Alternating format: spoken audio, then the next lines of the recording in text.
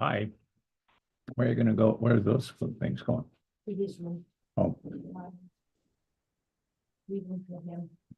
definitely, keepers, definitely keepers, Yeah. Go Rizzle. right?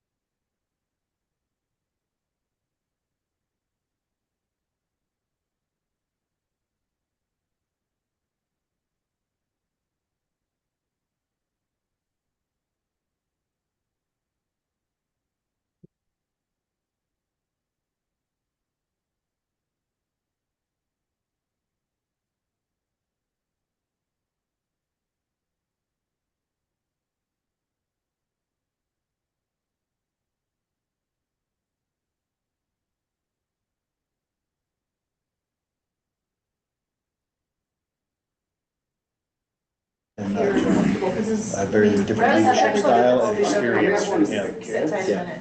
I'm not a big kid. Sure. Is he around, No, I don't think so. I haven't heard from him for a while, but I've had 4 trips this month. I mean, April was a busy month. Driver's I license. got back in time to do this. Yeah. Do you have a time of year when you're not traveling? Well, I was gonna be home the whole month of May. Yeah. Until like the 30th, and then this thing came up this weekend. And they can't even tell me, this is the problem with actors. He's like, we're gonna ride with the bike, like, when are we leaving? Robert, like, when are we leaving? It's like, I'm not sure. Like, we're Roger, riding Craig, can you hear 3 us? weeks across the country. Can you guys just give us quiet for 1 minute? Roger and Craig, can Oh, you hear hold on, us? I bet I know the issue. Yeah, I can hear you. I can hear you. Jen, but then we have a big pink screen next to you. Yeah, we're trying to figure that out. All right, Oh, We've never man. seen that before. now it's two pink screens. But I can see Yeah, Craig. no, it's Okay. been the whole time. We're just gonna try and figure this out here. Give us just a couple minutes. Reboot the owl.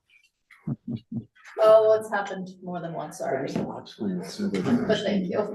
So right now, it's still daily through the 6th of May, but Peruvian Lift is running this morning, but today. I was gonna make my run over there and, cause I just got back out of town and it's not running. And I have time to buy a chair. So Peruvian, the backside, but only mineral, not volume. Right. And then Little Cloud at the top is running and that's basically it, the train. Yeah. And they'll do that through the 6th and then they'll switch Oh, to there's weekends. They'll do weekends with pretty much the same stuff, but GAD side is closed because they're tearing out GAD. The GAD Right. restaurant and I Wilbur's. assume they were making some adjustments. Yeah, they're tearing out Wilbur Good. left. I gotta hit Dave Fields. I want to get a chair off of that. I'd just like to have one of those chairs. Anyway, so that's what they're doing. And then it'll be weekends through at least Memorial Day. Cool. Do you have a pass over there? Makes a difference. It's really Yeah, it's pretty cool. When it's good, it's good. When it's not, it seems like really not, but when it's good, it's really good. That's true. And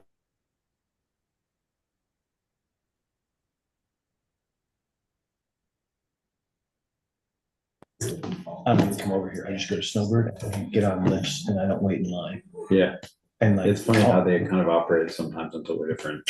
And it's just what the people do. Yeah. So I've just, over the last 8 years, I've just figured that out. And I've migrated to Snowbird. a lot more. Like, first years I was here, I mean, I had a season pass to both because of the blog, they paid for my pass. So I'd go down there, but I always ski down to, Yeah, and I'm probably 50-50 now. yeah. Oh, sure. I was on my Yeah, it's just like you just walk over there and ski down, whatever. It's really, That's how yeah, it's really cool in the spring. Like it's really cool. in you spring. get that extra 800 feet of vert above the top columns, or maybe it's not that much, but Little Cloud and Mineral and North Baldy and Silver Fox, like we just don't really have those at Alta. No. That really truly high elevation stuff. Yeah, it's not accessed by chair. You have you gotta boot back. Yeah. And you have to have it open. Right. Whereas there, it's, I mean, like the protocol. Hey. things are looking up. Sorry. It's just You know, far, I'm but bummed because they've already closed that's it, so fine. That's better than nothing. I uphill ski. Um, And then June, I'm over No, here we're speed gonna do flying at documents skis. open. Okay. Because there's still some stuff like on Yellow Trail or, you know, Yeah. maybe off the north facing side of Sugarloaf. Mhm. And I can just land No, on they're Devil's already Elbow. right there. Yeah, that would And be- it's flat and it's great. It's like, it doesn't matter if it's crappy snow in Yeah, between but have there. you all set up? It just, I just need 80 feet around. You ever go off like They're right High behind. Meadow? I know. to the backside? They're very, I High know. Meadow is like the ridge above East Greeley. So you go up the Yellow Trail side, so you have to keep going. Oh, yeah, yeah. There's No, cliff.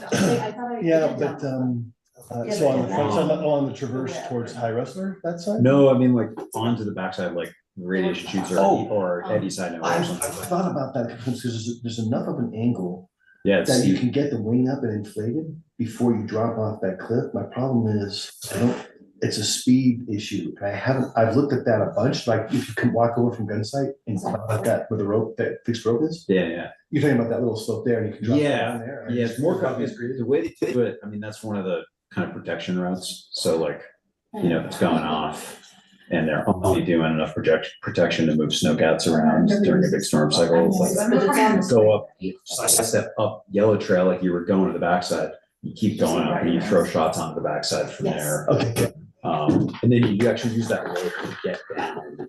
right, that's what I figure it's for. Yeah. It's for you guys. Yeah. But this time Oh. of year, because I thought it would be a really cool thing. I like to launch up high on Yellow Trail and Yeah. just ski around the ridge to East Greeley. And it's that little kind of cliff face with that little, Yeah. that little cave kind of. Yeah, the kind low of hole notch. from, yeah. Yeah. And then because there's no trees there, I can play off that with the parachute and the skis. So sometimes I can get on my car. Because so many of the places I fly, you have to fly here and then you have to fly there because you're flying between trees. Right. Like trees are not your friend at 40 miles an hour. So, or you have to be flying above them. Jen, are these extra copies? yeah, just give me a second. Sorry, I have a set and then I'll give you guys. So that's but I'm gonna miss the whole, that's the other thing, like, I missed the whole month of May, and I just talking to another guy, he's like, you should just shut up, like, they're giving you a brand new car, like, you're gonna ride across the country for 3 weeks. Yeah. It's all paid for, I'm not spending any money. I'm like, yeah, I don't like being away from home. See, Right. my wife and I spent years living apart, like, we're making up for lost time, and I'm like, 3 weeks is a long time. Totally. So it appears that, Jen, you let Mike sit at the big person's table. Told you, what did I say? Just that. Does anybody else want to? I'll take one. It's good to see you, man. Reminder, Hopefully more See, I put this on for you to here. navigate. so people would know. Well, yeah. So at least like if I ever leave it here, someone will remember. It's like, oh, don't throw it away or pour beer on it. Go for it, Molly. Okay. It looks like we are a few minutes late, 9 minutes late. Sorry, we had some technical difficulties, but I'm gonna call the Monday, April 29th, 2024 Budget Committee meeting to order. Just a quick housekeeping thing. I haven't gotten to the minutes from our last meetings. So my thought is that maybe at a future town council meeting, we could have like a 10-minute budget committee meeting beforehand so that we don't go too long before approving minutes and we approve the minutes from those meetings then. Is that okay with everybody? Sounds good. Okay. Can we do it by written circular? Meaning No, you it just needs to mail be in them a out? public meeting. Needs to be in a public meeting. Okay. So I'll try and make it as painless as I can. You always do.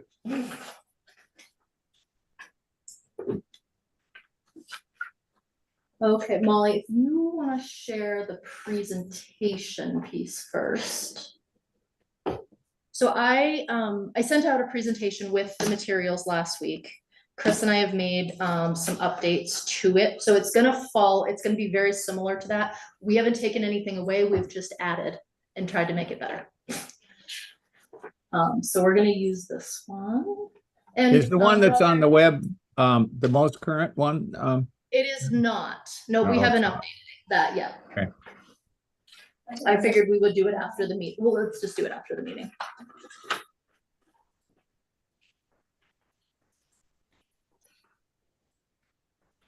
So I think the themes here are, that, this obviously looks a lot like the slide decks we presented in the first two budget committee meetings.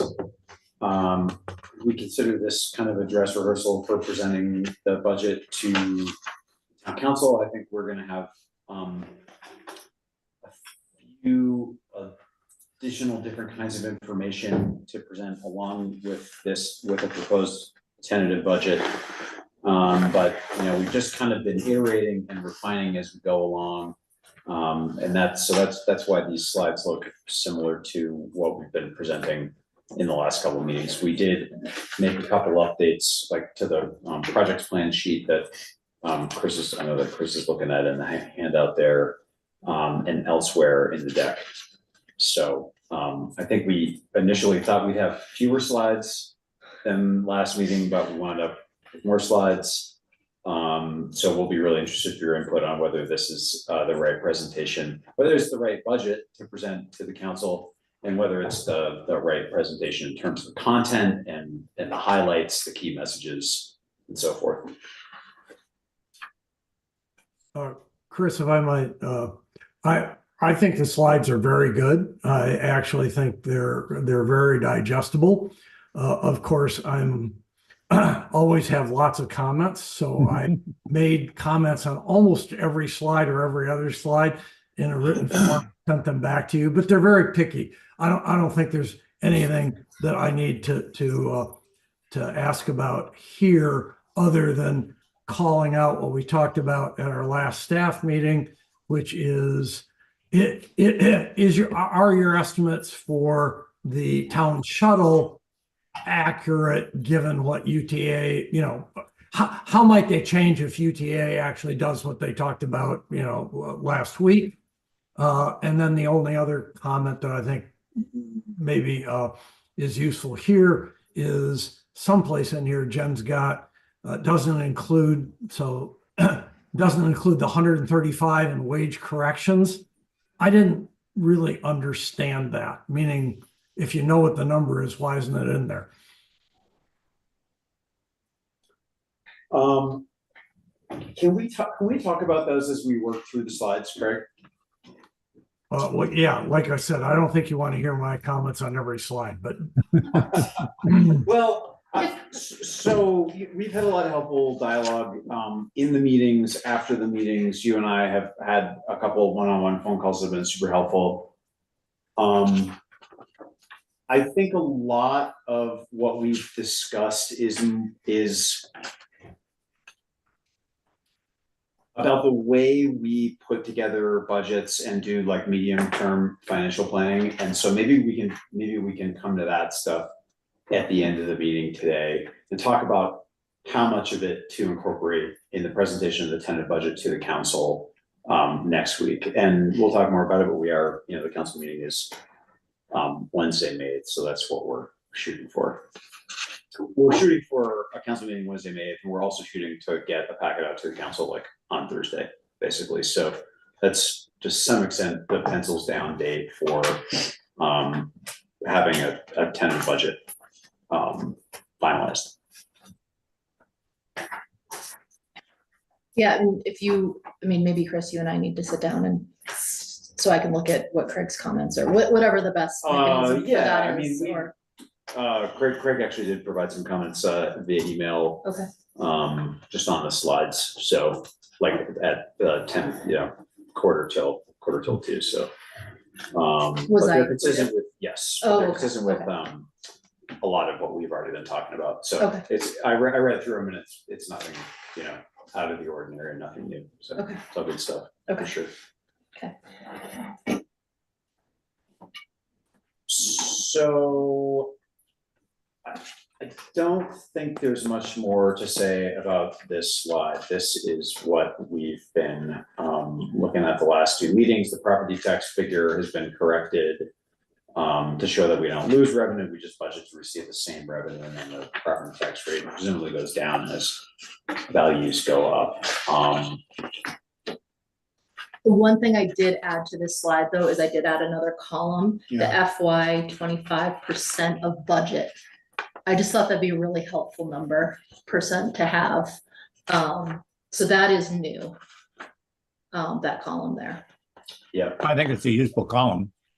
So I do too. more than half our income comes from sales tax. yeah. I'm always a little weary of putting too much down on a slide and then creating confusion, but hopefully the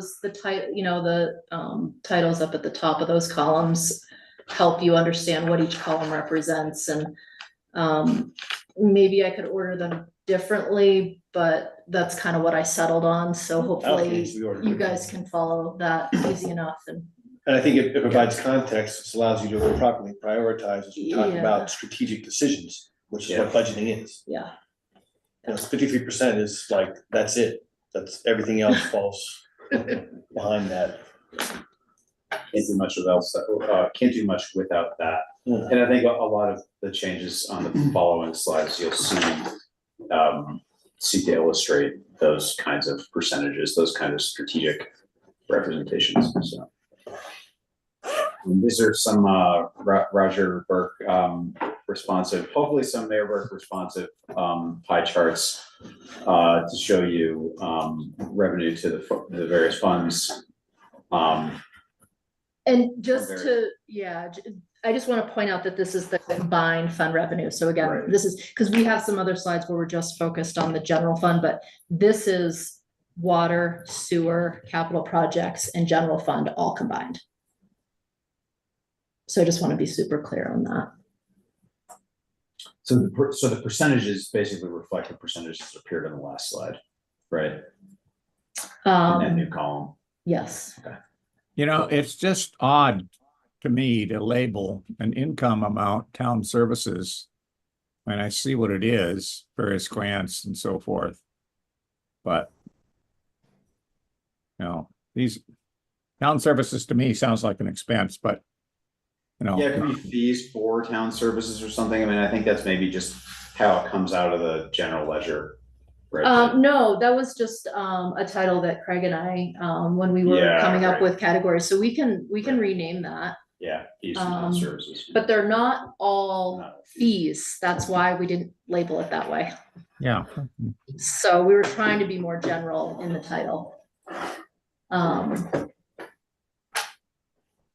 So I don't know what that, Well, if we were gonna title it differently, but I understand your comment, Rogers. we've already got miscellaneous revenue, so we can't call it that. I know. You could label it income or fees and grants for town services. Yeah, something like that. Okay, we'll think a little bit more about that and see what we can Okay. come up with. Thank you. Yeah.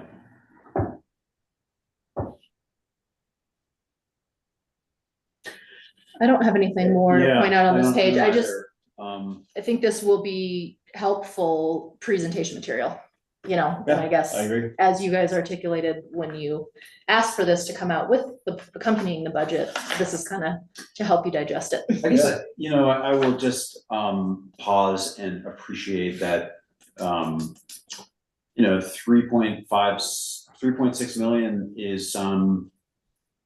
is maybe twice the total revenue that we would project for an upcoming fiscal year at the town when I started 10 years ago. Really?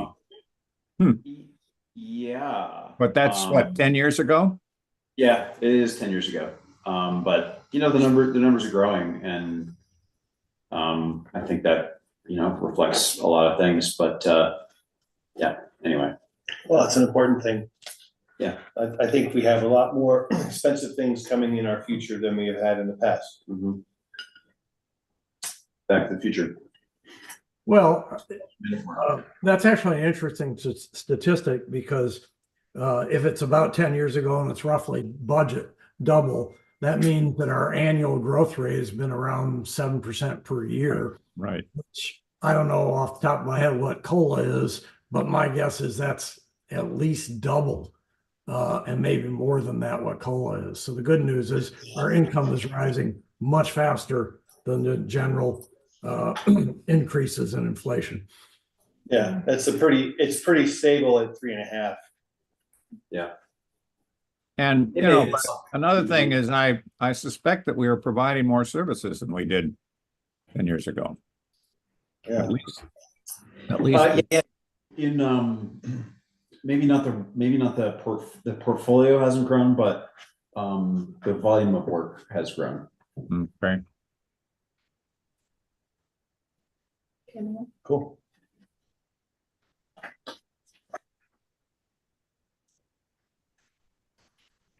Again, this is the same slide before with that addition of that middle column, being FY 25% of budget. We added that in to the slide as well. And we'll start to see, there's one major change, that we made in between last minute or last meeting and this meeting.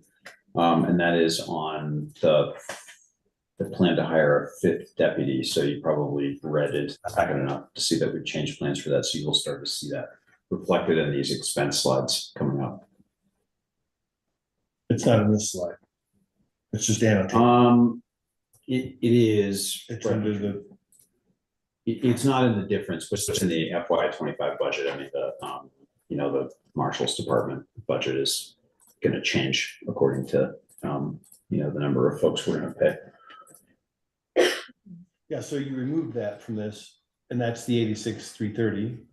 Because I thought it was a different number. Well, It's like because that's 105 or that's the difference between the fiscal years, so it doesn't quite. Oh, yeah, right, it's the, okay, I'm with you, never mind, okay, I retract the question. Yeah, the change from what was presented last time and this No, time is I'm not tracking. shown, yeah.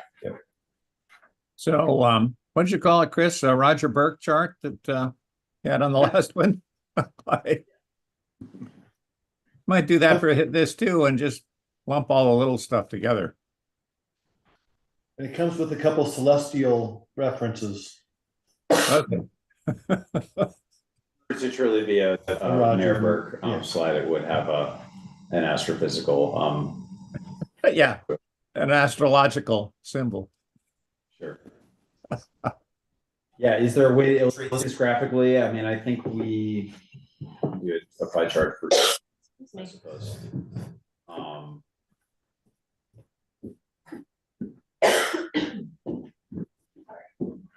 Okay, I don't know that there's I don't have any questions. yeah, much else to highlight. If no one asks questions, I mean, one thing that comes across, going back to that previous one. Is that we're not spending a lot of money on government administration for our total outlays. So we are not, I mean, we're looking pretty trim with respect to that. Well, I think that can be a little misleading because it depends on how you define government administration. Well, Right. maybe that's the case. Yeah. Yeah, because, I mean, some other things could fall in that are on here are part of that. interesting discussion topic. What is our definition of government administration? Oh, that's totally fair though, Dan. I But it's mean, not worth bogging I down. was basically gonna say the same thing. I mean, there are administrative components to many of the other, operating many of the other departments, some of which are taken care of by, I mean, we try to budget some of that cost under water and sewer, for instance. But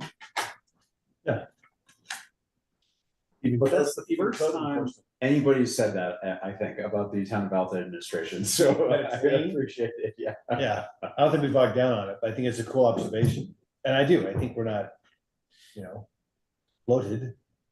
Fair enough. Okay.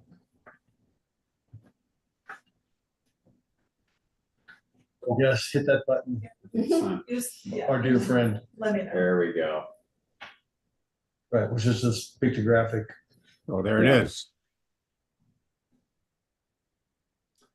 So I guess the point of discussion is, is this a good way to illustrate, is this pie chart a good way to illustrate fund expenses? I mean, if it's easy, it's already in your template going forward, it just gives you two different types of slide to talk about it. Yeah. And so some people want to see it. So I mean, it's the same stuff. I think it looks great. It's coded in now. Yeah, so I'd say, don't take it out because you already did the work. And we can just use it going forward.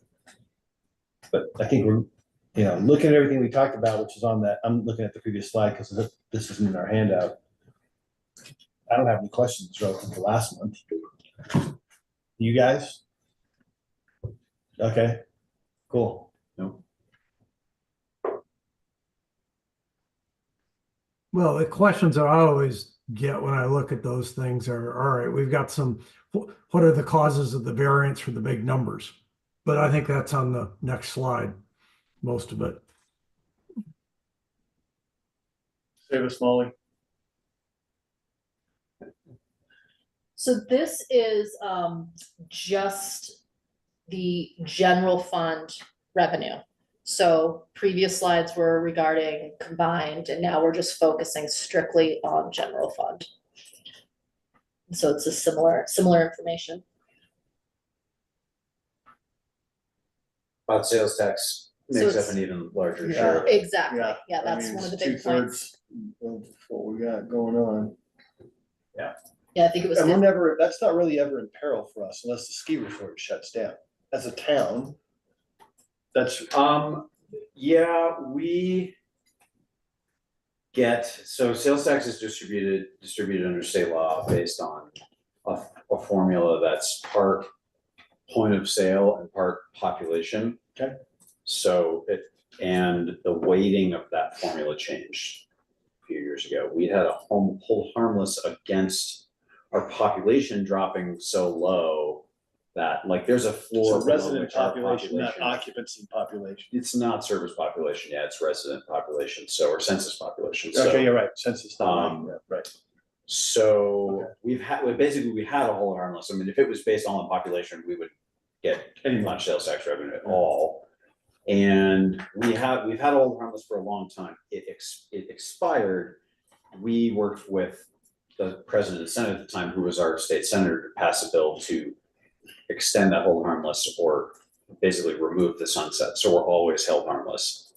But There's that no formula renewal required. does change, and I think in the same legislative session, the formula changed such that population is now, point of sale is much less important.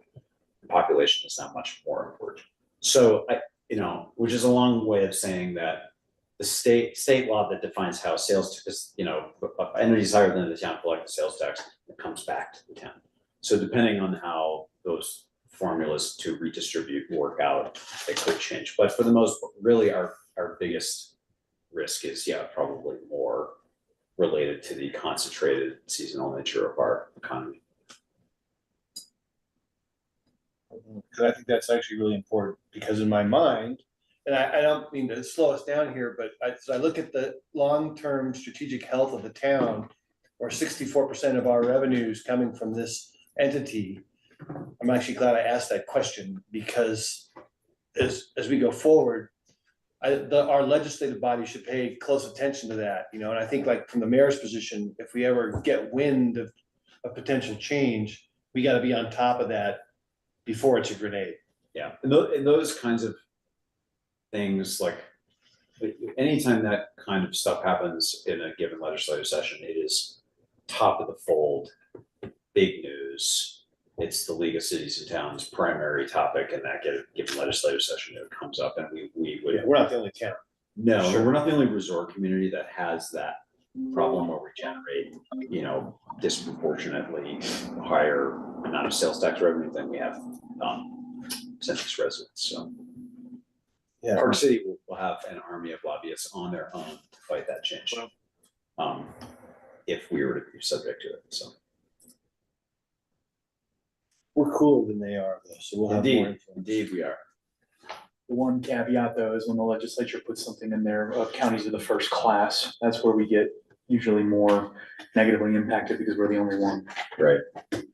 now, but it won't last. Okay. Okay. Thanks, Molly. This is a new slide for this No, we had this slide We had last time. last I time, just added the calculator icon, so it looks a little different.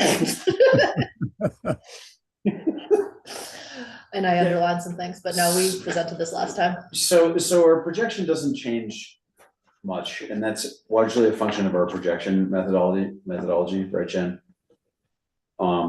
We use an estimate of previous year's sales tax, an average of several years.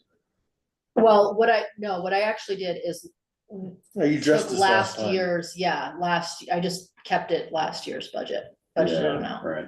which is the 1.8, and then we did the resort tax at the full calendar year, because last year Yeah, we only had 3/4 of a year, so that's really the only difference in those two numbers, the 1.868 versus 1.890. That's the difference, is the resort tax calculation. And I felt like that was a better, it's a little bit more aggressive than if we did do an average, or wait, no, with the average of, okay, so if I looked at the budget, the actual, I guess using those numbers down at the bottom, it would be a little bit higher. But we wanted to be a little bit more conservative in What- that, just in case, since it does fluctuate. Jen, when I saw this, and a question that jumped out at me was, what were the actuals year to date for 22 and 23? And how do they compare to this year? I can add those in. I'll look those up and add them into the slide for you. Okay.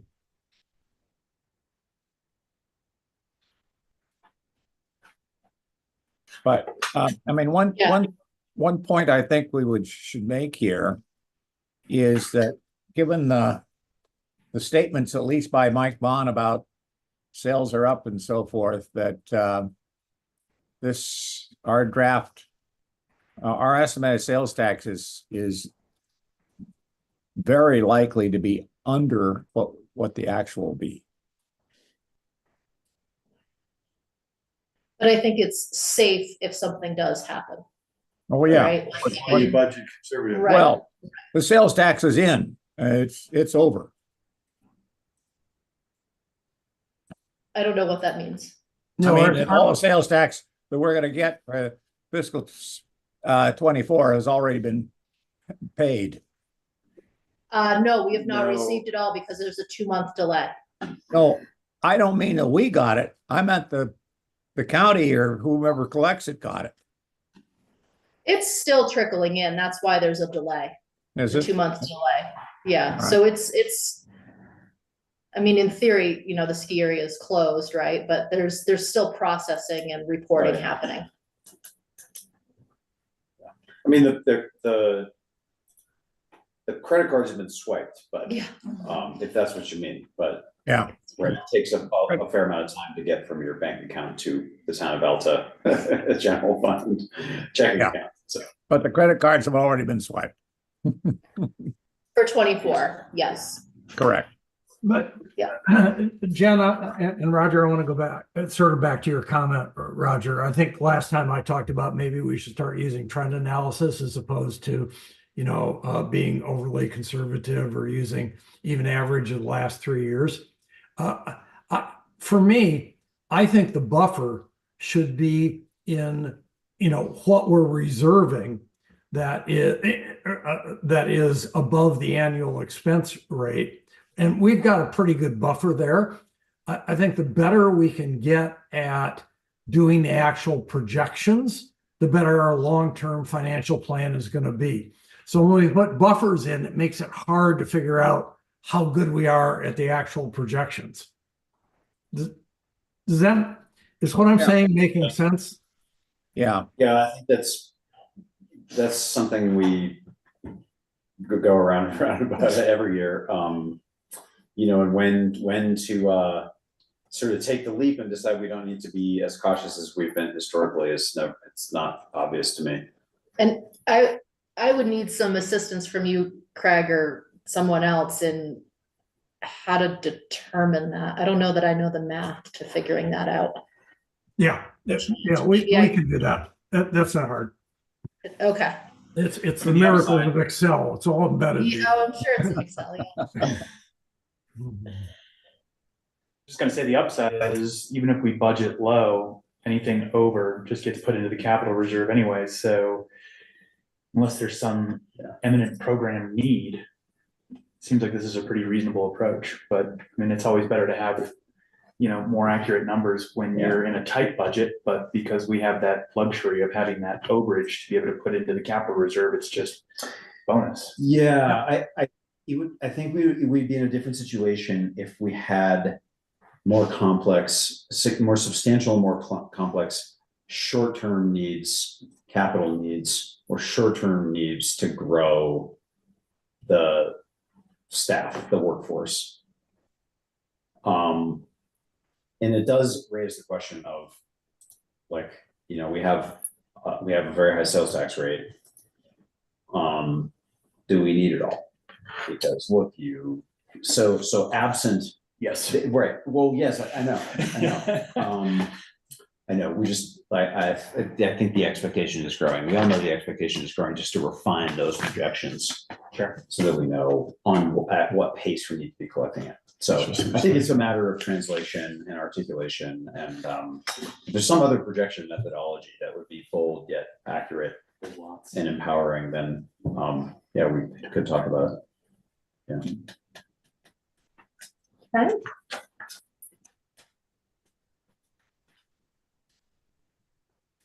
So again, strictly general fund, this is expenses by department.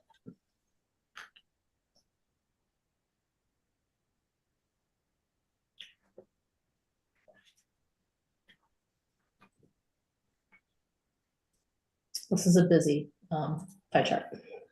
It's not a busy No. And there is, column. you know, our, To come. especially once we get into graphic representations like this, you know, it really does weight the police department as this like huge It does. sector of the town, and of course, like a great deal of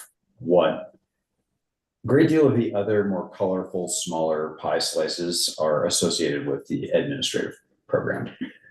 Right, and I will point out that in some of the other information that we've displayed, we have done, this is strictly by department, but we have actually taken the departments and like the admin department, for instance, and kind of broken it out into different categories. And we, for this slide, I strictly just stuck totals that were in the budget document for the departments.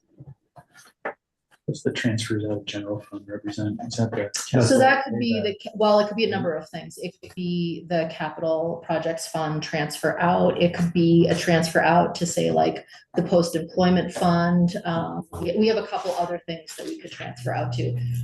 The council could decide to transfer money to the sewer or the water enterprise funds if they so choose. Those are usually zeros, but those are on the table.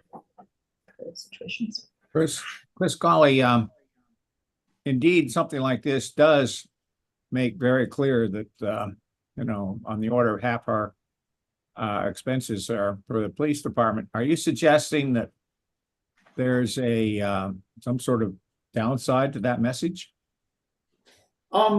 Just with like more in the room, I know he can be a little self-conscious of it sometimes, and no, I don't think so. Not necessarily.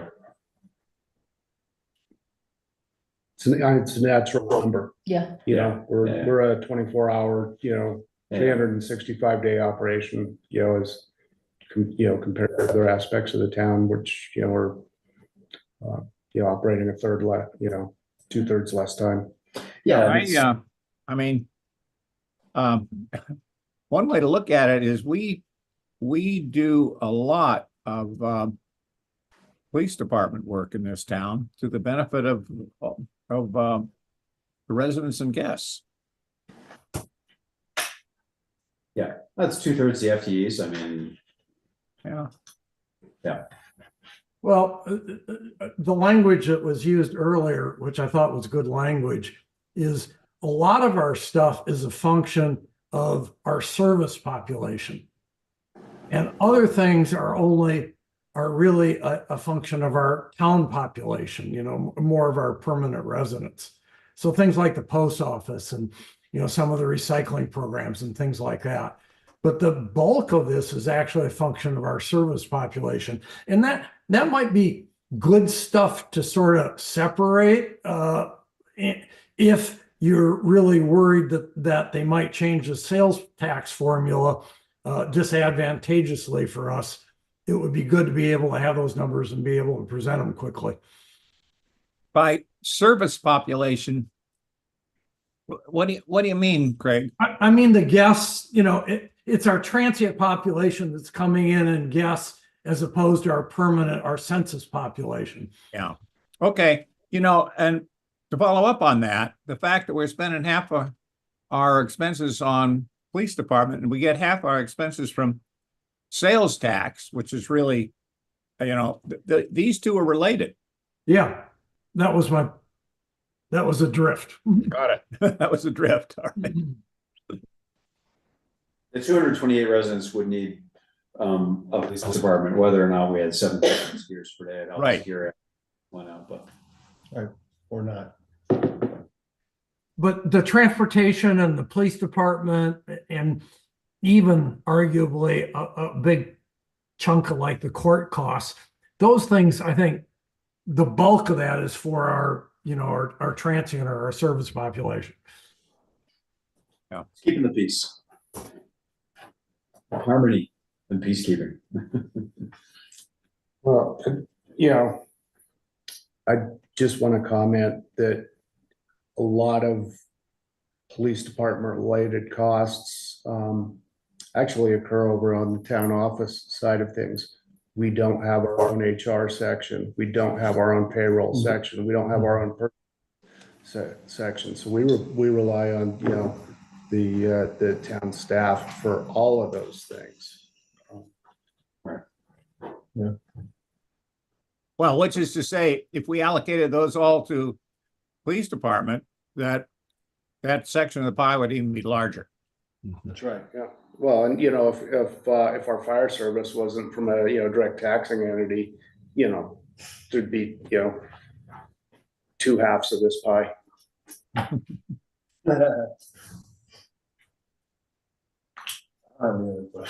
on. Shave a smaller.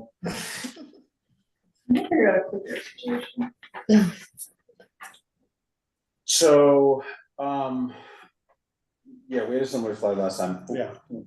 The shuttle, I mean, there's a lot that remains to be known, discovered, or determined about the shuttle. Whether we'll be getting a UTA contribution or not. I mean, Roger had some engagement with UTA over the last couple of weeks that makes us hopeful we may be able to get some, but on the other hand, UTA appears to be taking some action to bolster the ski bus service for next year. We just don't know whether that would affect their interest in contributing to the shuttle or whether it would reduce the need for local shuttle services. So all that, you know, those factors could affect the revenue we have available or need to come up with, and you know, the magnitude of the program that we'd be offering. Yeah. But it doesn't change our current projection or then therefore budget requirements. So we're Yeah. pushing forward with what We're we've got. still assuming we're gonna offer Not the same. receive It doesn't it. change this anything, past so year. we, Right. Yeah, because those, we don't control those. Roger may influence it, but yeah, we don't. Yeah. But we've got a solid foundation for what we think is gonna happen, so we're moving up. Right? Mhm. Nothing changed. This is the same numbers from last time. And Yeah. if they do just, I mean, for right now, we don't have a contribution from UTA in here, but if they did contribute, that would allow us to put more money into the capital projects. Right, because we can which just would be divert really- that money. Which would be, I mean, that's kind of you can see that as being somewhat of a direct link, but, Yeah. Well, so unless we have a commitment, I wouldn't propose budgeting that we're gonna receive it. right, but we haven't. Any more Correct. than, Yeah. any more than what, right? Yeah. The 50K. We're just not budgeting for it. But we're going for it, So we're going for it, as we should on everything. right? Absolutely. Yeah. No So- pressure there. Oh, right. So on compensation, I mean, the big thing that's changed, which we'll continue to talk about, is that we remove wages, removed expenses related to hiring a fourth full-time deputy or a fifth full-time cop, fifth full-time sworn AMO employee. However, it was part of the, one of the outcomes from our strategic retreat in January was to bolster the Marshals Department, support its sustainability, its ability to hire and compete in the job market. And a big portion of that, something that we can do to support that is transition from the non-contributory to the public safety tier Utah retirement system, which is a better benefit that's only available to public safety employees, police and fire, and have not historically participated in that. So that will increase the town's expenses for benefits for sworn AMO employees. So that will appear that does appear in the current draft of the budget, and at this point, we are proposing to include that in the tentative budget. So that's the big change on this slide.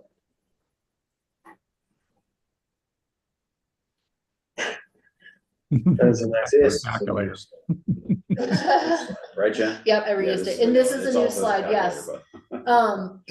So this is just a preview, and this is just for the general fund, and this is a spreadsheet that I worked up with Steve Rowley to help me project year-end balances. So this is something that John Byrne has been requesting for quite some time.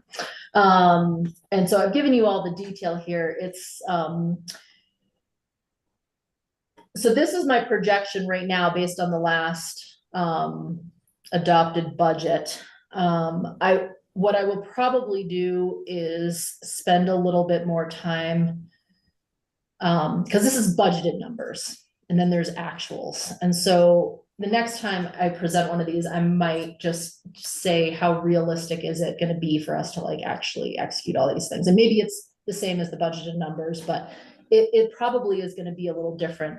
What I'm hoping to be able to do is to kind of start leapfrogging these spreadsheets so that they build on one another and that we can actually be doing these projections farther in advance. So this is kind of going to be what the layout is. I just kind of wanted to get everyone familiar with it. And I basically will have a projection for each one of the funds. And so it'll be good to do this exercise with and see how close the FY24 was in actuals versus what we projected. And Yeah, then, which is why John wanted it. yeah. And he wants it because he wants to understand. So at the very top where it says starting balance 7,123, Right. and then I have the Yeah. year-end balance, he wants to know, okay, how much money are we gonna have in the bank? Yeah, I know, right. Right? So this is, and that's, I think one of the things I want to point out is like that halfway down the FY23 transfer to capital projects fund, the $680,000. So this is more thinking about cash, not accruals. And because that 680 didn't get transferred in FY23, but FY24, I had to include it in this so that my projection balances out. Yeah. But And that's why it's transfers- 82% at the year end, basically, Um, down at the bottom. As a percent of the annual budget, annual budget's 3 million. Oh, and then the yeah. projected 2024 balance at year's end, which is what that 2,489,447. yes, and I think I need to update that number. I didn't change that number, and that's not the new number. It's the 3.022. That needs updating. It's not very different, but Okay. I didn't update that. And in our spending cycle, is 82% about where we should be? Or, what, I mean, what's Well, that, what, that I percentage? think for that us the to value understand? of that is maybe more helpful with like the capital projects fund. Okay, Craig, maybe you can bail me out on this one. 'Cause that Well, was some- we effectively have two buffers. I mean, Chris talked about it earlier that, we have a buffer by putting extra stuff in the capital project fund. But the other budget that we have is cash. The problem is, our limit is 100% of a number, which happens to just arbitrarily be at the end of June. Historically, that number, which is 82, at least for the last couple of years that I've been, sort of paying attention to this, has been more like 100%. So we're a little down on our buffer, on our first level of buffer without dipping into the capital fund. But it's still a pretty big buffer. We Yeah. don't have that big a variance. So I think it's quite conservative, but monitoring those buffers is exactly why, and John's right, this is what the town council needs to monitor to determine, are we at risk of having to dip into, having to raise taxes or something like that. I think the answer is no. Well, at 82%, we're not even Right. close. Right, we look really good. And we're not, it's not an emergency. no. But that's why I was saying earlier, we've got such big buffers here. That's why I don't think we need to be conservative on our revenue projections.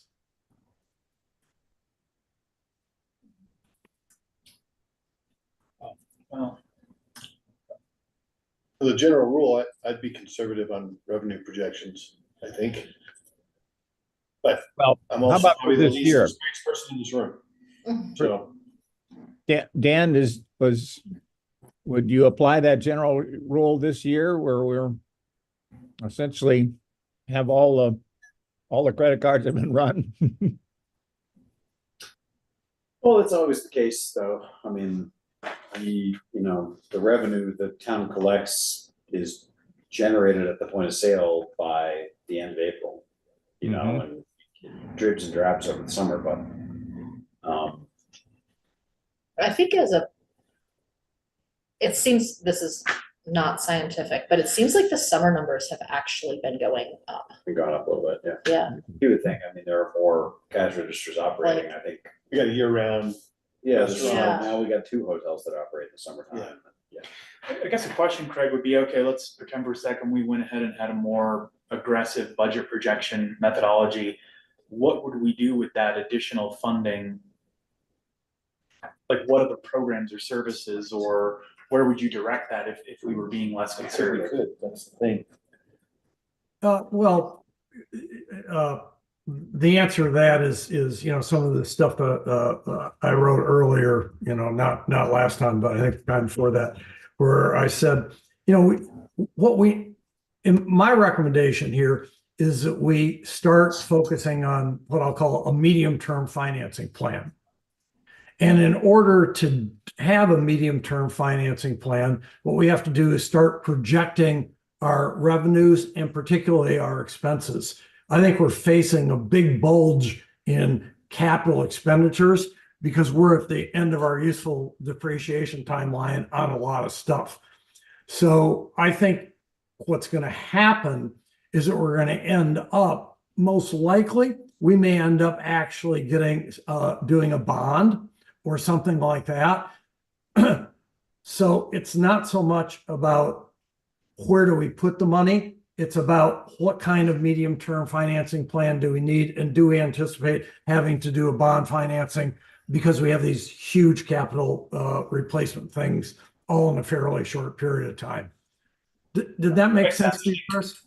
It does, and I think, we're in the process internally of kind of putting together a more comprehensive, longer range strategic plan, Yep. which hopefully, using some of the things that are being funded this year, like the facilities plan, well, that's one of the things we're going to be asking about is getting the facilities master plan funded, the water and sewer master plan. The hope is that those projects will be able to sort of create a pretty reasonable roadmap that we could then align that funding with. So at least we know sort of what we're shooting for and what's reasonable. But I agree. I think to do some of those bigger things, you're going to need to bond. So that makes sense. And my point was, by getting more accurate in our forecasting, we're going to have more confidence in that medium-term financial plan and dealing with any bond projections or things like that. Right. Yeah, but in point taken, Craig, I think that's the next step for the town, and it's, refining our whole financial program is, projecting out how much money we need 2, 3, 5, 10 years down the line, and we just aren't quite there, and that's okay. But we're getting. No, I'm really happy with the progress, Chris. Don't think that any of my comments are overly critical. I just think we're ready to start taking those next steps. Sounds good. Can go forward now. This is great. I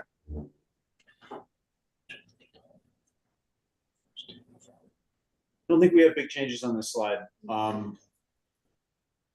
These are kind of 4 big projects for next year. The water and sewer, we originally thought that would be this year, but it just took some time to get that scoped out with our water and sewer experts. And we're moving forward with all these projects. I think, we're pretty much ready to release a shuttle RFP, and on Wednesday, and we'll, that'll be mostly for budgeting at this point, but we'll see how everything, see what the responses look like and where to take it. And then the facilities plan, we're on track to release an RFP, end of the month, basically, and we will obviously wait until the budget's adopted to, select a contractor for that being a project, but. We have been talking about, and I can't remember, it might have been multiple meetings, but about the level of service for the shuttle. Have you guys put anything in the RFP that's significantly different from the current level of service that maybe means that we want to slightly alter what we have as far as numbers go? Because I'm not up to speed on that. So the RFP that we put out asks for the proposer to give us a cost per hour to run the existing service. In addition to that, we asked for, given Council Member Burns' request, to look at potentially peak times on the circulator by adding essentially a supplemental shuttle to that. We have asked the the proposers to put that in their proposal to see if maybe there's a way we can do that. As a separate line As a item. separate line item, yeah, we asked them to break that out. So depending on if there's available budget, maybe we could do that. The popularity of the shuttle, I think is, it really can't be overstated, like 50,000, 50,000 rides from pickup to drop off, over 3,000 hours of operations and moving that many people. It seems to be a really utilized service. It's a winner. Well, it's a winner, and I think we've got a good recipe for improving it with this RFP. We think that Tom, the current operator who I spoke to this morning, is also interested in bidding on it. He just believes it costs more to run than what we've currently been able to either collect through the donations or what the town's been able to put up. So, I guess as we look at potentially expanding services, this is what I was hoping you were going to say, Greg, is that, to be able to not ask for those contributions from the businesses and then just be able to have that be part of the town budget. Well, I'm not so sure we should tell the businesses, particularly the entities who are doing the ACVB successor, that they don't need to kick in, because a lot of the shuttle benefit goes to them or to their customers, their renters. I apologize, Mayor. I guess what I'm saying is we still ask for that money, but we know that we have the money to be able to pay for it if we can't get it. Oh, I think well, yeah. Even though it is a little messy, but I mean, you're right. The beneficiaries of that are the individual lodges and now ski resort. Well, and let's be careful It about is describing benefits, costs and benefits to visitors and residents. Everybody benefits. Yeah, I agree. Everybody It's not- benefits, you're right. Yes, we have sales tax revenue because we have thriving businesses and circulation supports that and and you can ride it if you want to when you're a resident. Chris, did you get a chance to look at that UTA video and ascertain if they go forward with that, how it might affect the RFP that you want to, the contract you might want to sign? So one of the things we have put in the RFP and whatever contract that we're going to have is it is going to be subject to changes in UTA service. If UTA, expands their service, changes the times, we would expect the shuttle operator to be flexible to accommodate that in a way that makes good business sense for running a shuttle. Okay. So we build some flexibility into it in the contract. Okay. Anybody else? Are we missing anything on this? No, I don't think there's anything else to highlight that we haven't already talked about in previous meetings. Save us, Molly. I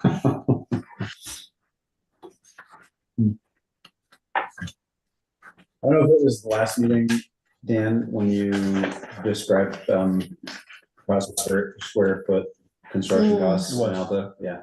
Well, then I guess a big update then is that You got we that no longer have a $3 million placeholder? building, but a $7.5 million building. And Jen, I think, made the decision to bump it out to fiscal year 28. I did.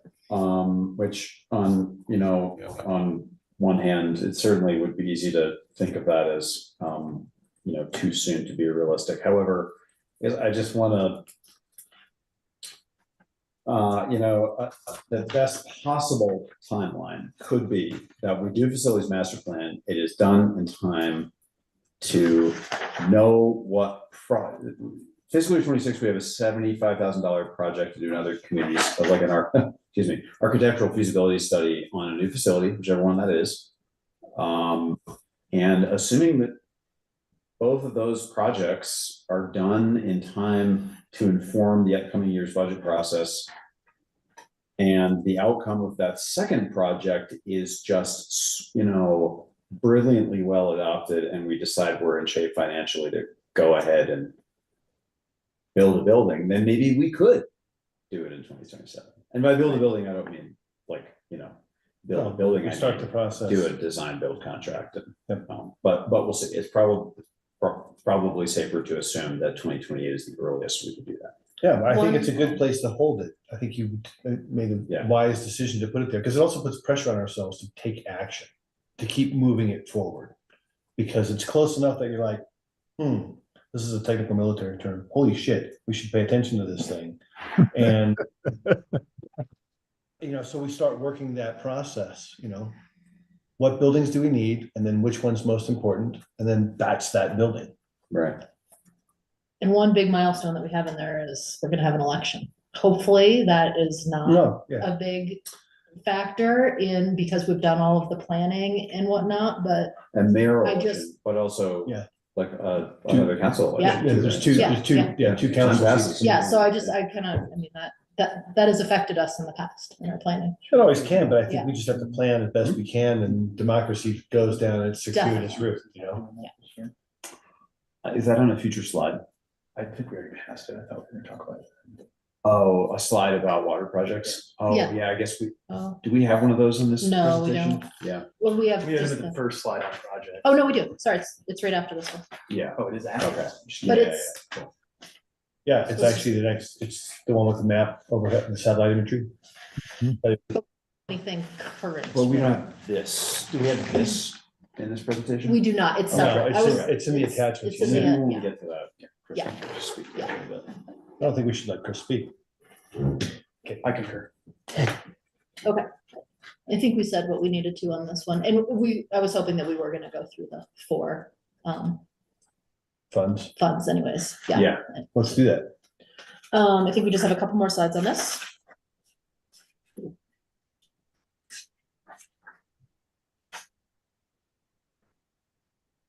So I don't think anything has really changed on this slide except for the subtitle that we added up there. But maybe Oh, Kristen, for clarity, Yeah, what was that? I can't remember. so, well, basically, these are the 2014 numbers, and we just, maybe that wasn't perfectly clear last time. Okay. So these are the 2014 numbers, so we just grabbed from that report. And then when we get later on to the water, capital projects plan, it's so that you can kind of make the calculation in your head of like, okay, what the 2014 number was, and then what we're proposing in, the current water capital plan. Let's go do that. You know, one thing that's interesting here, it's just common knowledge to all of us. But in the 10 years since this came out, there's been only one significant building change in Alta, and it's the Snow Pine. Or I think that's right. And if you did this for any other community in Utah, there would be very substantial changes in those 10 years. yep. Don't forget the skier services building. Oh, yeah, I guess the Skill Services Building came out. Yeah, yeah. It wouldn't register on any 10-year time lapse of development in any other community. Right. What's skier services building? I'm missing that. It's like the new, like where you see the pass Ticket office.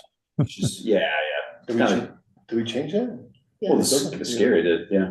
Yeah, no, that the Buckhorn just used there's this breezeway between the old Buckhorn building and the new skier services building. There used to be nothing. Oh, North okay. of the breezeway, the lift shop. Yeah, that was. I've only been home for 8 years, so maybe I missed that. That was 20. All right, never I mind. know because I helped on that. Molly, you can forward. Save us, Molly. So I guess, that was a 2014 graphic we had in it. Anyways. Yeah. Yeah, Nothing's nothing- changed nothing here. changed, so, yeah. So we can Okay. move forward. This is a new slide. Right. Yeah. Yeah, talk about this. Well, We got that. yeah, we removed the wages, right, no, it was in the packet that went out, and it hasn't really changed significantly, so. Yeah, we removed the wages, Chris and Mike are working on a federal grant, a Department of Justice grant. To get, 3/4 or so of the cost, to hire and provide benefits to a new police officer for 3 years. We have another, 6 weeks to submit an application. And if we win, we'll have a period of time in which to actually implement a plan to make the hire. So that's a nice program that offers a lot of flexibility. I think, we all have some learning to do about the actual, paperwork burden and red tape associated with using this kind of federal grant, but it would certainly save a nice amount of cash for the town to be able to use for other purposes for a period of time. So I have 2 questions, unless you guys are still talking about it. I was just gonna add on that if we do receive, we kind of have a phased approach in this, and if we do receive the grant, we're gonna come back to the council with a budget amendment request. Okay, Because we have to chip in a little bit, and we don't have any of that. because it's a there's a 25%. matching requirement? Yes, so we don't 25% have that matching? in the current Okay. budget yet, and then, right. And as well as hard costs, vehicles and, Yeah, right, the other stuff that we do have budgeted, those have been resident. Do you guys feel pretty confident about this? Are the probabilities high? It seems like it's a that's high not- probability grant. We're a good candidate We for it. meet the criteria, we've gotten it before, decade plus ago. Yeah, I mean, the nice thing about the grant is it'll pay for 3 years of benefits, but you have a 5-year time frame to sort of do that in. So the Right. thought is we apply now, potentially get the grant. Maybe we don't even budget it this year. Maybe we don't need to come back and do a budget amendment this year. Maybe we start it next year and then budget for that 25%. I think, when I sat down with Mike, he had 4 priorities. Getting wages corrected, getting the URS situation figured out, getting a 5th officer, and then the facility. Did I get that right? Yes. Okay, so we're trying to look at it in a tiered approach, and it seems like if we can get the wages right this year, and if we can get the URS situation, and it bumps them up from like the 17% contribution to a 36 contribution, then we're in a better position to be able to bring on that 5th cop, where the levy, the playing field is somewhat level. Right, Where and- we can be more competitive. Simply put, we're presently not in a great position to recruit a fifth cop. If we make these, first two corrections, we're gonna be in a great position to recruit. And you feel from a operational standpoint and coverage requirement that limping forward until we get to that point is okay for another year, but it doesn't matter because you're not ready to hire right now anyway. Yeah, I mean, It makes it over. Yeah, it's OBE. I think it's our reality, we've got to put some focus into bolstering our part-time force, over the summer as well. Okay, and you feel that's manageable? I think with the corrections we're proposing, yes. Okay, Well, cool. the I think sounds good. thing that jumps out to me here is that a couple of months ago, we thought we needed to hire a fifth officer. And in the near We still term, do. and now, but not in the near term. So, Well, Roger, we're sort of putting the brakes on temporarily because really, I think the primary reason is because of this grant opportunity. And we just didn't know enough, and we still don't know enough about when the funds will be available.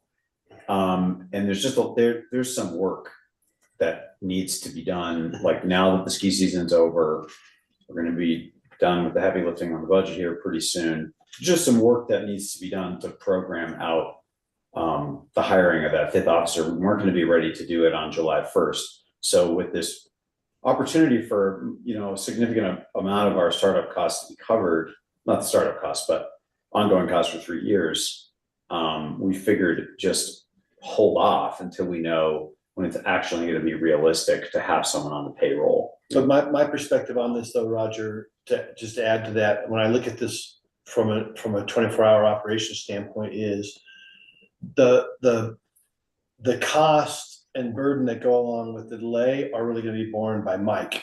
Because in essence, he's fulfilling the fifth marshal responsibilities in a lot of ways. It doesn't allow him to do the oversight of the other things we all agreed on our retreat, which were these increased requirements, responsibilities, and complexities. So what we're eating in the meantime is Mike has to continue to suck it up. Now, you're making the decision to do this because you say you're not Yeah. ready, and we think the grant's a high probability, but I think that most of the stuff that's gonna happen as a result of not actioning sooner falls on you. Well, and to be clear, we are still very anxious to add a fifth copy of the Yes, staff. right. We want to make sure we've got the proper building blocks in place to do it. okay. But that means you're eating that time, Yes. right? You're the fifth cop. Has been for a while. Yes, that's part of the problem. Anyway, Right. Correct. I'll stop kidding or get off my soliloquy or whatever I'm doing. No.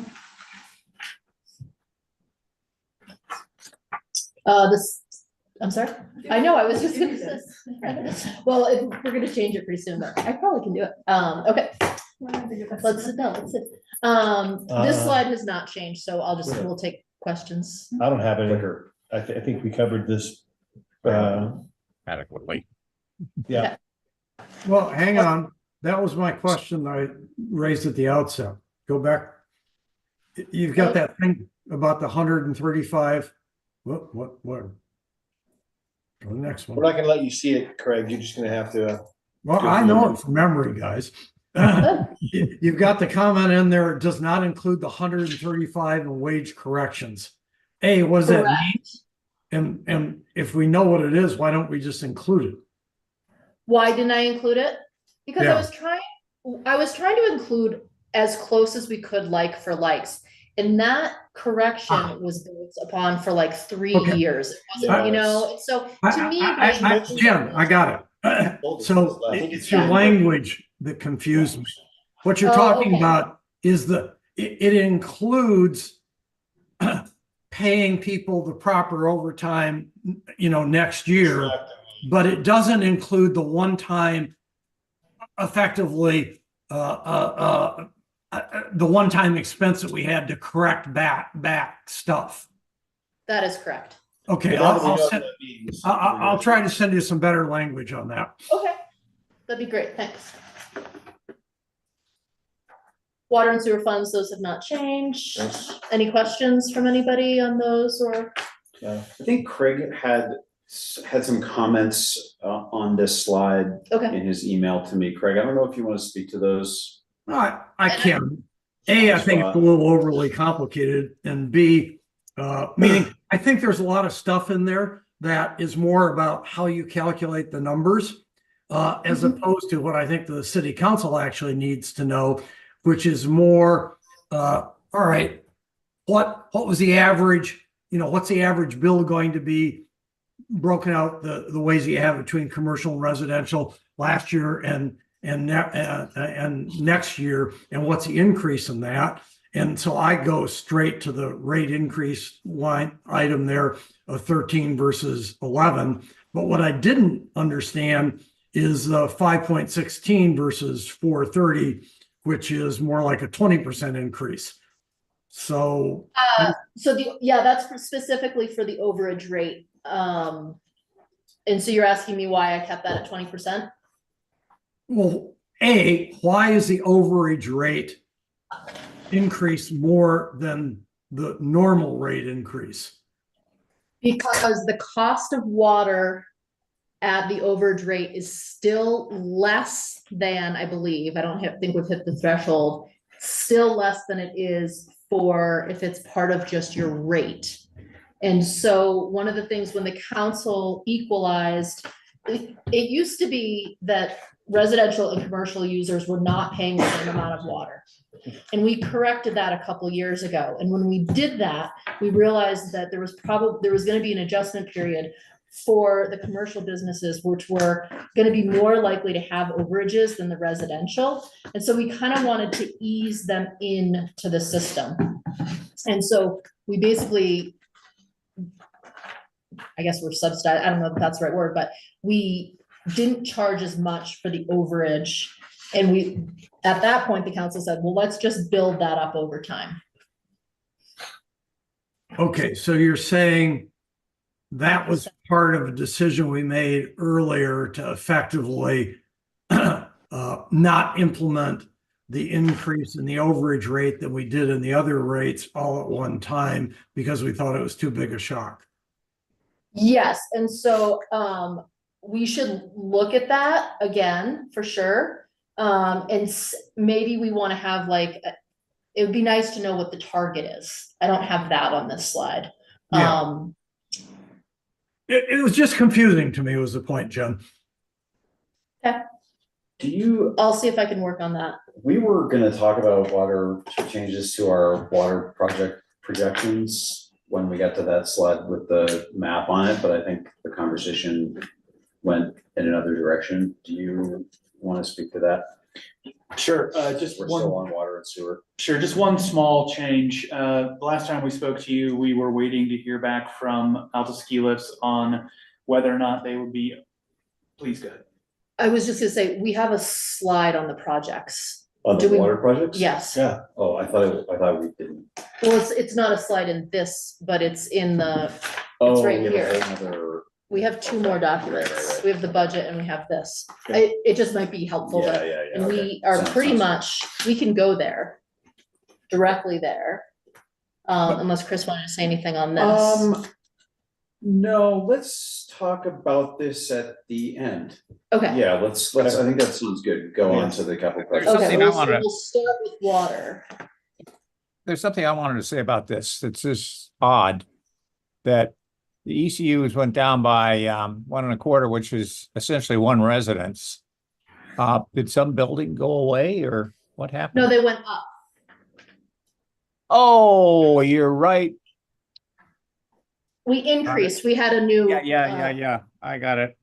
Time flows to the left. Well, to be fair, in most of our slides, the later years are on the right. Yeah, I know. Or on the, and it can get confusing. Yes. Mm.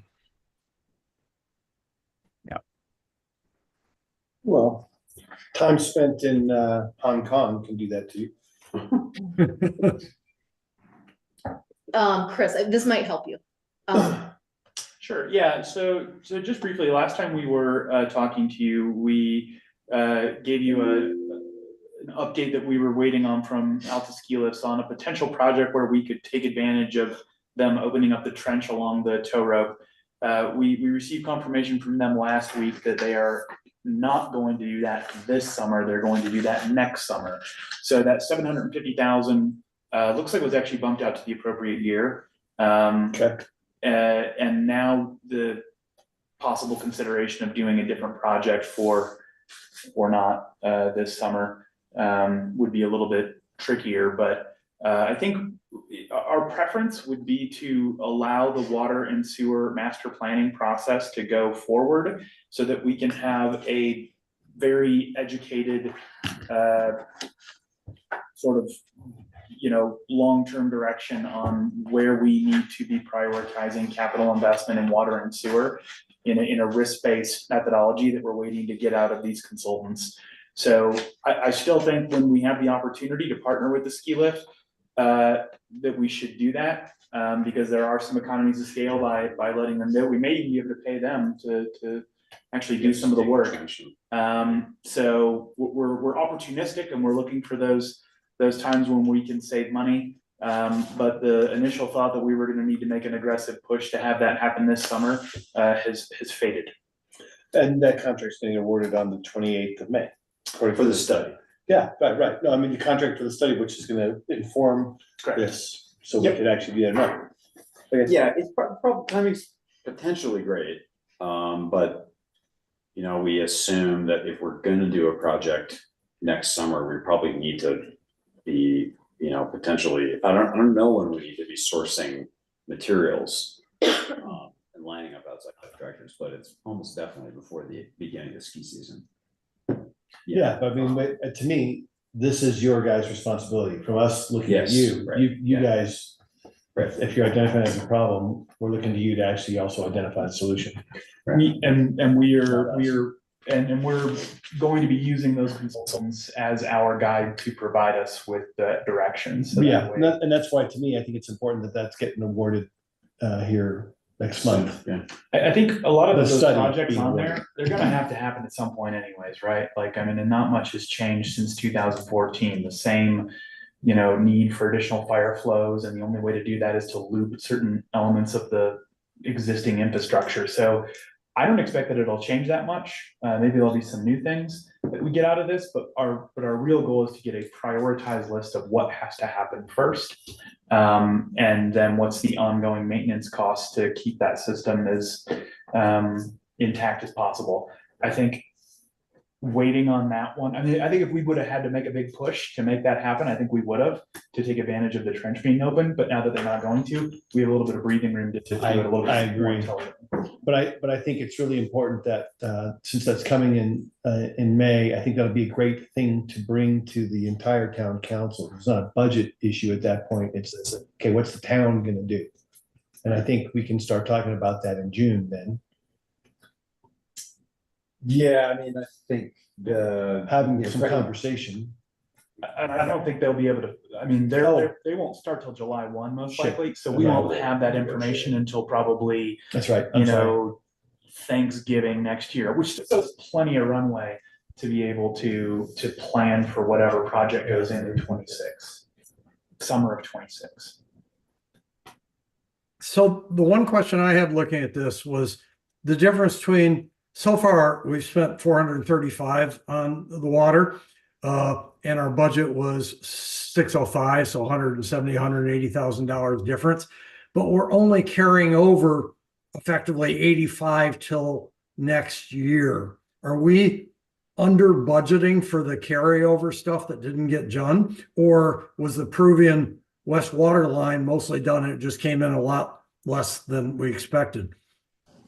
Yeah, that one's done and it came in a lot less, which helped us in the case of the Grizzly Gulch water line, because that one went over. This shows that we increased the budget, I think the last council meeting or before, but we had under budgeted for that. I can't remember what the original budget was, but it was like 40,000. It 33 or was It was like really less low. than half of what Right, it it was a was. third, like 35% or something. Yeah. Anyway, We'll come a little short of the 83 for the remote water project. We're putting in a big order, so we're gonna spend a bunch of that money So I wouldn't change any of those numbers for the next, for 24, 25 on that project. The other ones are pretty, I would say our goal is to be able to use the whatever comes out of this study to be able to plot with a high degree of accuracy precisely when we do these things and how much money we would need to save or borrow to be able to do these projects. And I think,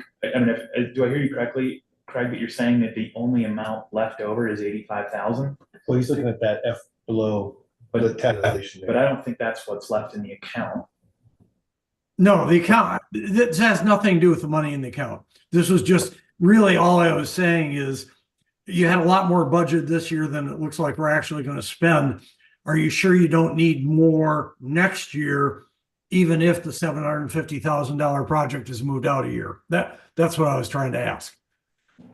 And so part of the plan is also to look more closely at the rate tool that Councilmember Byrne put together, and then see if we can't get a little bit more accurate in projecting what we would need to collect out of the rates to be able to meet those goals and what's palatable. I mean, I think there's going to be increases. It's built into the model. The question is, given the cost to complete the projects when the consultants say we should, will our calculation provide us with enough capital funds to be able to pay for it? And if it doesn't, then we need to come up with another funding stream, or we need to punt to a different project or move it down the line. Yep. Our hope is to be able to provide the council with the information to make a more educated decision on some of those projects. But your strategic implementation of how you're doing that, I just want to say, I think it is consistent with what we're talking about with buildings. And I think that's a really, I'm just speaking for myself as one of the people on the council. You'll hear me harp on that a lot. And I think so. What I'm trying to say here is I think this is good that you're doing these both the same way. What do we need? Yeah.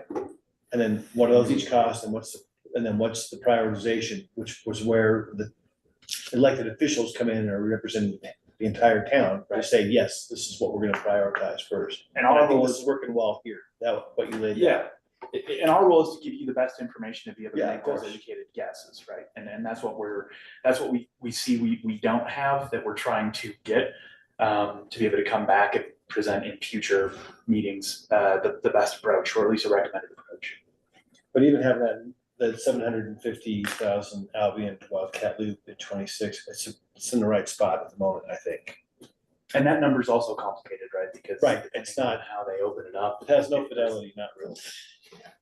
Well, Well, yeah, but I mean, but you know, there was a couple things that were shaping that.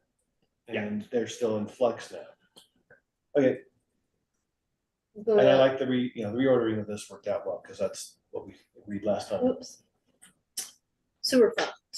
This one's, Pretty straightforward. yeah, We don't know, we don't have any more information than we ever have about, what it would take to fix the one known major problem with the sewer system. But, you know, ideally, the study will illuminate that for us.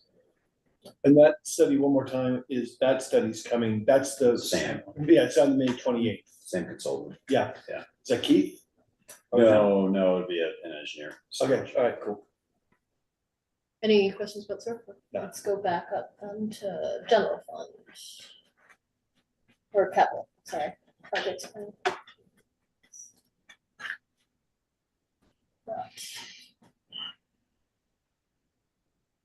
Have we made any changes to this since the last meeting? You know, Yeah, you did, because this is where. Yeah, we kind of talked about it all. It was Yeah. a copy of this, the same version of this was in the presentation, so we did kind of So I talk think it was about a this different slide. already, but Yeah, and you know, we added strike-throughs to some of these yeah. projects, you know, to indicate that they were changed or moved or they've gone away. If we want to add an asterisk on the Tom Moore historic structure project, the feasibility study, the historic structure report. Here, Yeah, since that is gonna be, that's, you know, an asterisk to highlight And to remind the council that that's rolled into our facilities plan scope as of right It now. hasn't really gone away. It's just moved. No, it's just, Right. yeah, Isn't that right? that's right. Yeah, well, it's Okay. just been rolled in to the facilities master plan scope. Yeah. That's our idea as of now. Okay, I'll add that. Okay. But we don't wanna, eliminate it from the list. Or- No, for illustration purposes, I think we want to leave it on.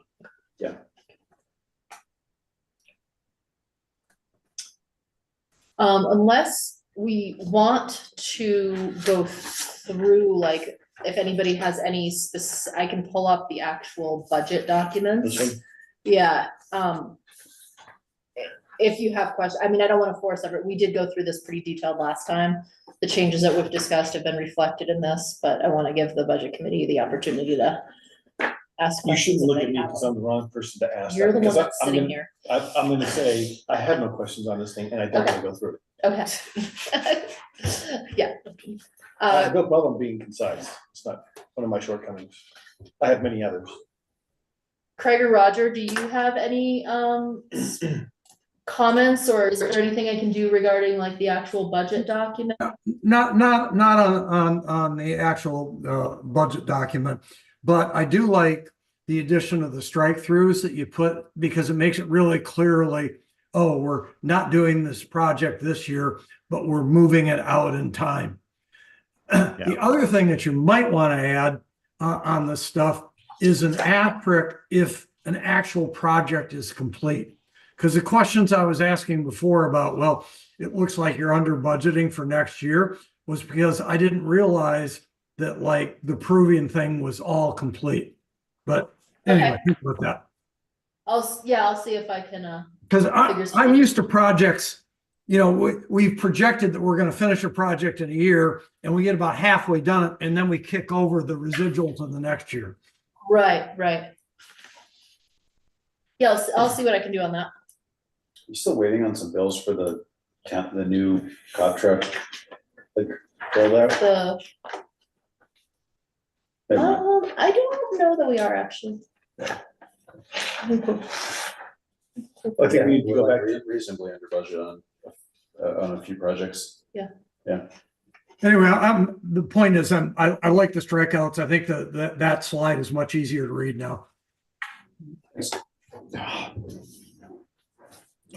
Well, it allows you to go back and compare them with the previous versions you have. Yeah. Which I think is pretty handy, because that's my, short of using a crayon, that's my crutch that I use to go back and find stuff. Did you It is like bring one brown. to share? I'm not afraid of crayons. They taste pretty The good. taste is good, yeah. I think it's. I wanted to go back in. Did we need to go back to this one? Did you want to? Well, I was just gonna go back That to, one? yeah, that was what I was trying to figure out. When it's showing, what are you trying to go back to? I'm trying to go back to where I had. Sure, this. let's go this Oh, one. this is Yeah, what I want. Yeah, that's Okay. what was already shared. Sorry, thank you. It's just- And then I go over here. There There we we go. go. Then somehow you made it look better than I am, but. Because I think this is the way we need to close out this meeting, is make sure we're tracking. I have an idea. Yeah, I have some questions on this one. It occurs to me that we have a fleeting opportunity to buy the property occupied by the Shallow Shaft and make our town campus more or less concentrated right there. We would have Central, we'd have the town building, we would have whatever we replace the Shallow Shaft with. And our, many of our gatherings are at OLS. It would kind of be, that would be the kind of the center of the town government. And now what we would do with the old firehouse, I don't know, the cops would probably like to have it. But this sounds quite fanciful. And it probably is, but it this is as I said, a fleeting opportunity to consolidate geographically our town structures. Roger, what do you mean by fleeting opportunity?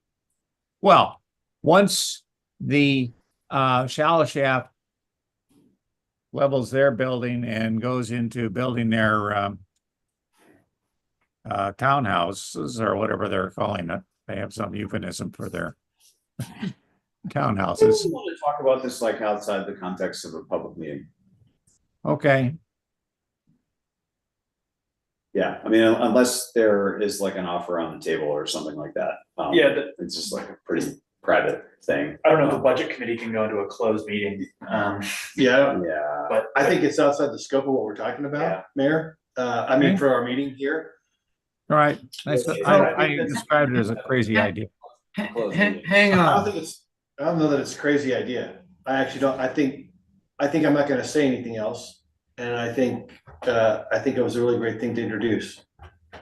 Yeah, I don't think we can talk about it here in we this can't meeting. actually have a closed meeting to talk about a real estate purchase, but yeah, I just that's- wanted to say, Roger, to the extent that you think it might be fanciful because we don't have the cash in the bank to do it.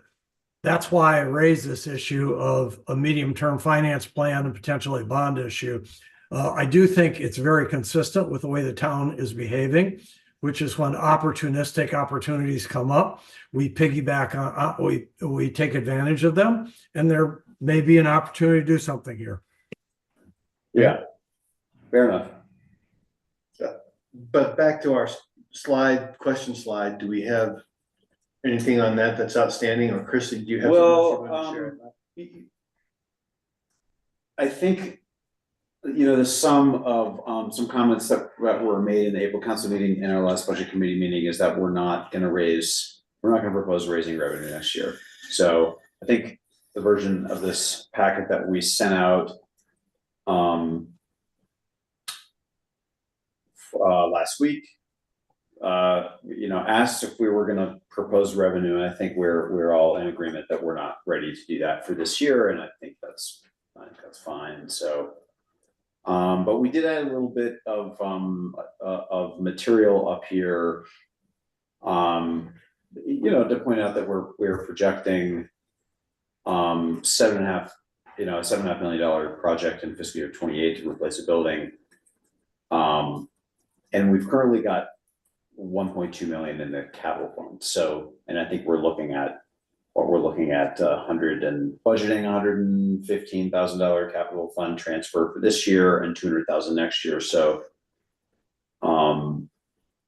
so we've got a ways to go, and we have to start talking about, hopefully during the facilities master plan, how much we're gonna save between now and replacing a facility, how much we would plan to borrow, whether we would assume that we're, you know, taking gifts to build municipal buildings.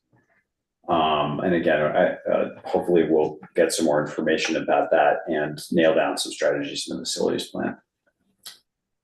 And this, you know, this gets back once again to Craig's point about medium-term expense projection. It's a lot easier to talk about raising revenue with clear information, not just a number out there, sort of pie in the sky, big number for a project, but what are the other things that are happening in the frame? It's not just the building, it's increased staff costs, it's new town programs, and whatever else might come down the pike. So that's really the big, that's the big change on this slide. I guess the other thing is that, yeah, we do tentatively have a closed session for town manager performance review on the agenda for the May meeting. So more on that later. That's something that came up in their first budget committee meeting. So where did the 7.5 million come from? Was it a per square foot, or was it just? Yeah, it was an estimated per square foot based on current cost per square foot for finished construction in Alta on residential properties. Yeah, Right, and it's residential, not commercial. Right, and so there's differences, but it's a pretty good planning number to Okay. start.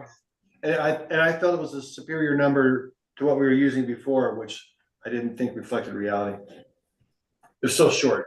Yeah, it was 3.5. Yeah, Right, or it was three. three, it was only three. Yeah. So, you know, we added $4.5 million to that one item. Based on an estimated square foot of 10,000. Which we don't know what that is, right, Craig? Because we're not sure what buildings we really need yet. We haven't identified them with enough specificity to say what size they are. And that, then we're gonna prioritize whatever building it is and then build that one. And it could All be all that sounds great. I would actually put those assumptions on the slide. Yeah, good idea. I mean, 10,000, you know, this much per square foot based upon this, that's all entirely reasonable. Jen is writing There you go. furiously. It's not just a wag, it has some thought behind. Yeah, it does. It's a pretty reasonable estimation to start with. And Jen's making a note of that, so she'll put that on there. Okay. I had a question just on that one bullet item. How much should the town spend to maintain depreciated assets? Does that mean like, as we're trying to drag them out further than what normal depreciation is, or the fact that we had talked about this before, I think, and Craig had brought it up, that It's. these yeah, things were well, already fully I should depreciated? not, I should probably stop using the phrase depreciated assets. That is, it's not a loaded term.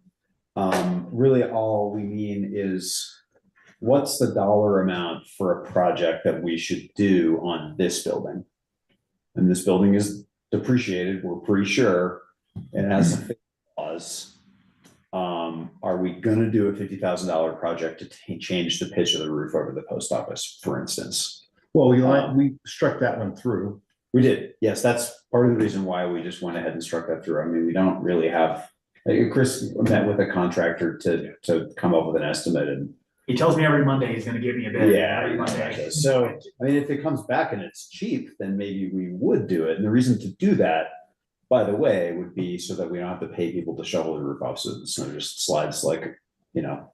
So do we, okay, but going back to the item that you've got on your question slide, I just want to make sure I'm understanding this. There's not something we need to action on this as a budget committee. No, these are just, you know, high level questions about, the way we budget and the way we plan expenses at the town.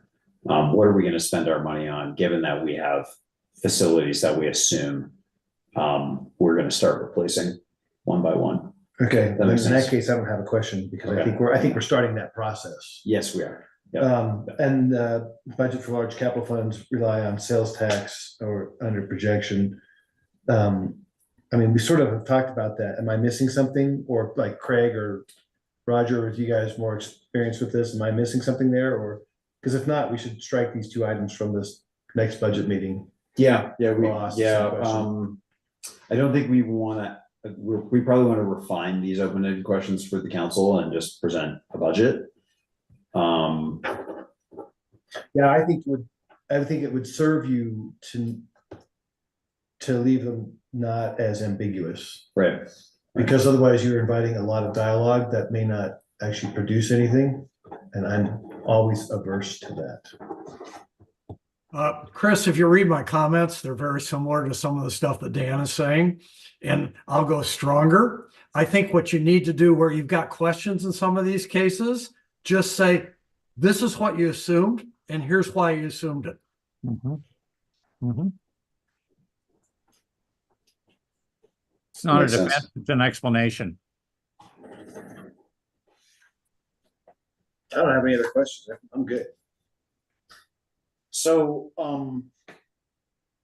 great, what do you all think about, like, what else do we need to present? Is there any additional information? I think we've talked a lot about what to cut out from this presentation. Jen's been taking notes, so I think we've all been taking some notes. Is this the budget that we're gonna present as the tentative budget? I think is the key question. Right, this is kind of like the presentations, the playbook, right? And then we Yeah. have the Yeah. documents. Because what we want to do is when it comes to the town council, that we've got in front of the town council, something they can action, or it really requires a 90-degree turn on something Right. because we don't agree. So I'm not the best guy to answer that question. This being my second ever budget meeting for the town. Third. It's been three, Yeah. you had 3 of these? They're so exciting, I forgot. Is. No, look, I think things are as well as we can reasonably expect at this stage. There are a few uncertainties like the revenues coming in from particularly sales tax, but I don't think you need to polish this any further for the next round, which is, I guess, next week. It looks sound to me. I mean, I think we can present this and try and move it. Yeah, I don't and then think, adopt it. I don't think we haven't bumped up against any actual budget document problems. Right. And it just comes down to the messaging and. Yeah. Yeah. I think we need to I'd like to take a look at it and like picture somebody, I mean, because we kind of built on it with you guys over time. And I think we want to just, think about it, okay, fresh person, fresh eyes coming at this and just maybe try and ensure our story flows. Well, I think, when I just look at the other people that are gonna have to action this, Elise has the most experience from the town council standpoint. She's been doing this for a long time. So I think, for her ability to absorb whatever we've got is pretty high. And then 2 other people that are on the council are already part of this process that we're here. So Roger and I can both speak to it. That just leaves 2 other. Yeah. So I think, as long as we present these numbers. Yeah. And they're concise enough that we don't open up too much dialogue. We don't need to, because if you want to be part of that dialogue, you should be in these meetings, right?